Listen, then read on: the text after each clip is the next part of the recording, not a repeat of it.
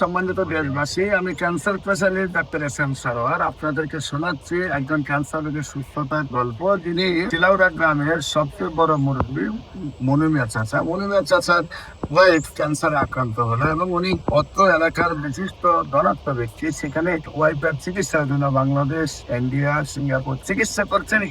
এর মধ্যেই ডাক্তাররা বলে দিয়েছেন যে তার ওয়াইফ আর সুস্থ হবে না এবং অল্প দিনের ভিত্তি মারা যাবে। তারপর আল্লাহর অশেষ মতে আমি চিকিৎসা করেছি এবং আল্লাহর অশেষ মতে আজ থেকে আরো প্রায় 20 বছর আগে তিনি অসুস্থ হয়েছেন। সে সিলাউড়া গ্রামের মনিমা চাচার ওয়াইফ ক্যান্সার রোগী, আল্লাহর অশেষ মতে সুস্থ হয়েছেন। আজীবন যাতে সুস্থ থাকেন আপনাদের কাছে দোয়া চাই।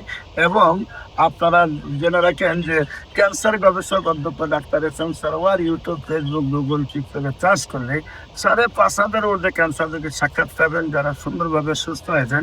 সারা পৃথিবীর কোনো ডাক্তারের 50 জন ক্যান্সার রোগীর ডকুমেন্ট পাবেন না যে ক্যান্সার রোগী সুস্থ হয়েছেন। এবং চিকিৎসা জগতের যিনি প্রধান ইবনে সিনা এবং মোহাম্মদ হেনিম্যান, অ্যালোপ্যাথিক এবং হোমিওপ্যাথিকের জনক, তারাও বলেছেন যে ক্যান্সার রোগে তারা ব্যর্থ হয়েছেন এবং এটা নিয়ে আরো গবেষণা চালাইতে হবে।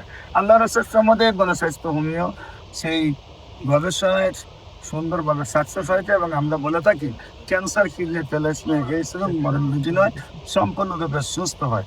আপনাদের যে কোনো প্রয়োজনে স্ক্রিনে দেওয়া নম্বরে যোগাযোগ করার জন্য আহ্বান জানাচ্ছি। সবাইকে ধন্যবাদ। আসসালামু আলাইকুম ওয়া রাহমাতুল্লাহ।